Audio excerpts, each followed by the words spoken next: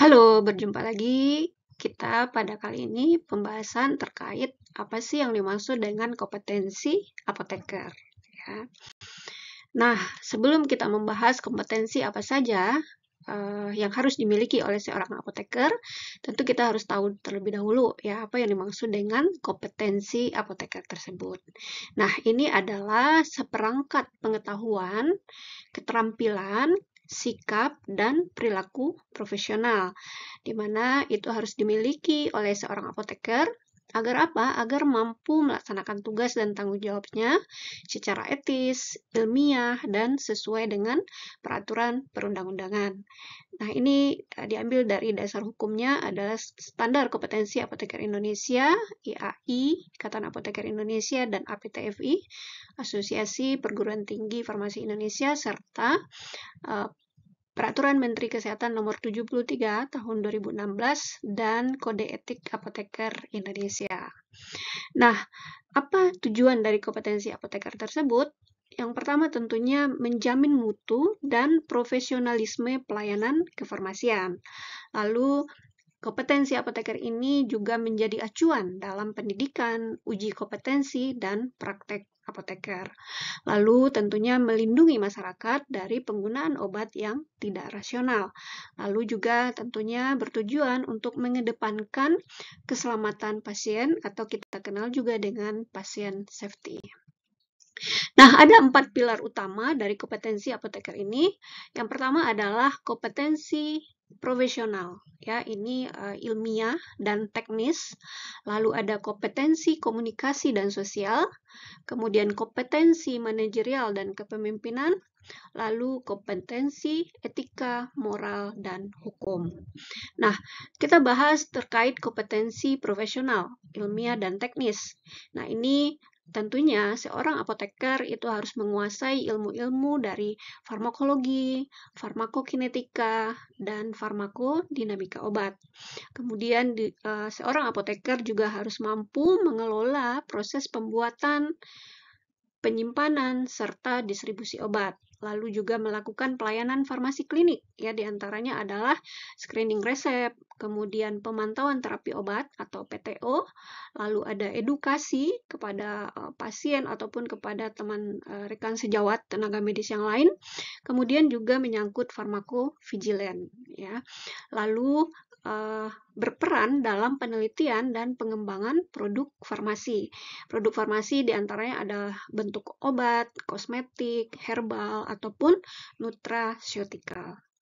Lalu masuk ke kompetensi komunikasi dan sosial. Nah, seorang apoteker itu harus mampu berkomunikasi secara efektif dan empati kepada pasien. Lalu juga mampu memberikan edukasi dan konseling penggunaan obat kepada pasien ataupun juga kepada teman sejawat tenaga medis yang lain yang membutuhkan. Lalu juga kolaborasi, ya, interprofesional dengan tenaga kesehatan lain, lalu juga melakukan promosi penggunaan obat yang rasional kepada masyarakat. Nah, saat ini bisa kita gunakan sosial media untuk melakukan promosi penggunaan obat yang rasional tersebut. Lalu masuk ke kompetensi manajerial dan kepemimpinan. Nah, seorang apoteker harus mampu mengelola perencanaan, pengadaan, penyimpanan, dan distribusi obat. Lalu juga mengelola sumber daya manusia dan sistem mutu pelayanan. Karena seorang apoteker di apotik ataupun di depo farmasi merupakan pemimpin, ya. Jadi mampu mengelola sumber daya manusia dan sistem mutu pelayanan. Lalu juga memimpin tim farmasi dengan tanggung jawab etis dan profesional tentunya, dan menerapkan prinsip efisiensi, mutu, serta akuntabilitas dalam hal pelayanan kefarmasian. Nah, itu beberapa kompetensi terkait manajerial dan kepemimpinan. Lalu masuk ke kompetensi etika, moral, dan hukum, ya. Nah, ini kita harus mematuhi apa saja yang ada pada Kode Etik Apoteker Indonesia, lalu menjaga tentunya kerahasiaan pasien dan data kesehatan, kemudian menghindari malpraktik ataupun pelanggaran hukum, kemudian mengutamakan keselamatan pasien di atas kepentingan pribadi ataupun komersial. Nah, ada 7 domain kompetensi apoteker, ini menurut standar IAI dan APTFI. Yang pertama adalah ilmu kefarmasian dasar dan terapan, lalu pelayanan farmasi klinik, kemudian manajemen sediaan farmasi, lalu farmasi industri dan penelitian, kemudian komunikasi dan edukasi, dan yang keenam, kepemimpinan dan kewirausahaan, ketujuh adalah etika, hukum, dan profesionalisme. Nah, ini beberapa contoh penerapan kompetensi apoteker, misalnya di apotik, ya. Jika apoteker bekerja di apotik, seorang apoteker harus memiliki kompetensi bagaimana caranya men-screening resep, lalu juga melakukan konseling kepada pasien, dan tentunya manajemen obat. Kemudian, kalau di rumah sakit, seorang apoteker juga harus mampu melakukan pelayanan farmasi klinik dan pemantauan terapi obat. Kemudian di industri, seorang apoteker harus memiliki kompetensi dalam hal formulasi, kontrol mutu, dan validasi proses. Kemudian di distribusi atau PBF, PBF adalah pedagang besar farmasi, seorang apoteker harus memiliki kompetensi dalam hal manajemen rantai pasok dan pengawasan mutu tentunya.